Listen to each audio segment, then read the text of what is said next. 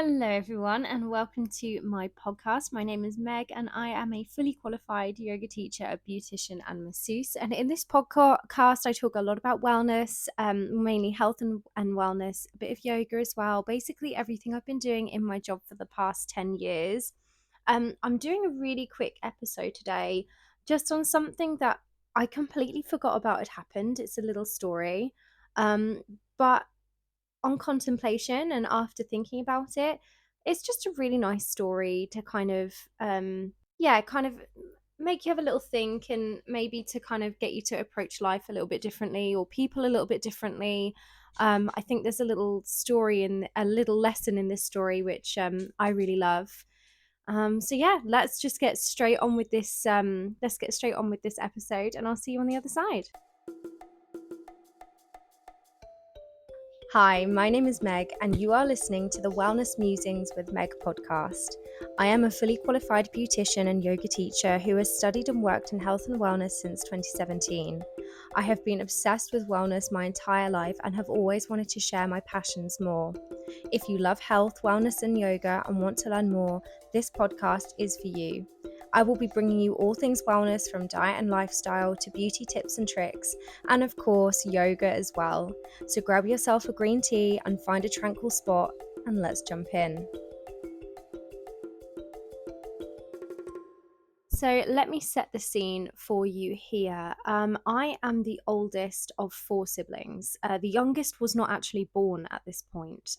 So I have a full sister, and there's only about 3 years between us. And at this time, we just had one other sibling, which is another little sister that I have, who at the time I'm thinking was probably about 4, 5, maybe 6.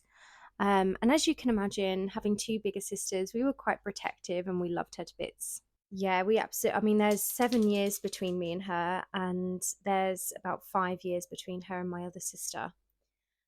So yeah, we definitely were. I've always been protective over my siblings, but the two youngest ones definitely. I think me and my full sister have both been protective over both of them. And yeah, so to set the scene, I'm probably about 10 or 11 here, maybe 12 actually. My other sister's then probably about 10. And I was just thinking about this the other day. So I can remember when my really little sister, she was at school and there was a girl who was basically bullying her. She didn't see it as bullying, but she was just not very nice, like wouldn't share her toys. She used to say really nasty things to her. It wasn't like childish, oh, she said this, he said that. It was like outright victimizing, like just saying horrible things. Basically, this girl's goal was to make my little tiny sister cry by the end of the day. Like, she just was not a nice person at all.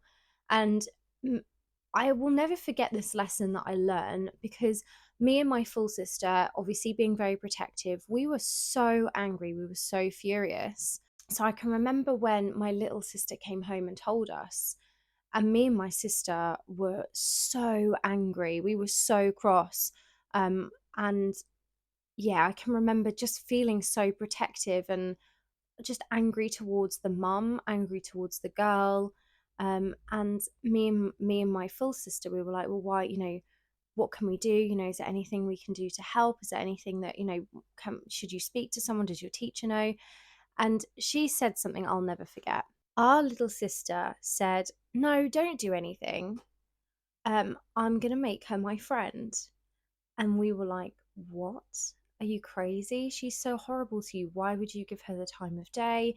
Why are you not being horrible back? And all these things. And bearing in mind, my little tiny sister is 7 years younger than me. And she managed to do that. She made friends with this girl. I can actually remember her coming round to our house for like a play date. And me and my sister were sitting at the top of the stairs and we were like listening because I think me and my sister, we were like, if she says anything horrible to our little sister, she does anything nasty, we'll be in there in a shot. Like, yeah, we were like, oh, she can't do anything. But it was crazy to me that my sister was so little and it didn't knock her down, it didn't knock her confidence, and it didn't make her hate this girl, even though she was so horrible to her.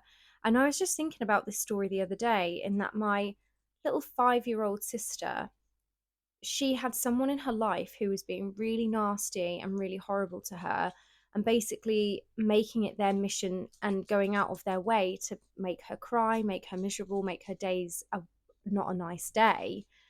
And instead of her resenting, and instead of her being hateful, instead of her being really nasty, she did something completely different. And she actually made friends with this girl, and she changed this girl's opinion of her. And she was kind, she was gentle, and she didn't resort to like nasty, she didn't stoop to her level. And I was just thinking about this, and I was like, that is such an amazing and important message. And we should all adopt that in our lives a little bit. If someone's horrible to you, even if they're really nasty to you, make it your mission to just kill them with kindness. Like, if someone at the age of 5 can go every day into school and have someone being nasty to them and making them cry every day and just generally bullying them, and their response is to not let it defeat them and to actually change that person's, or get that person to, I know you can't change everyone's opinion, but either to change your opinion or to just kill them with kindness. What an amazing thing to realize at such a young age, and what an amazing decision to make at such a young age.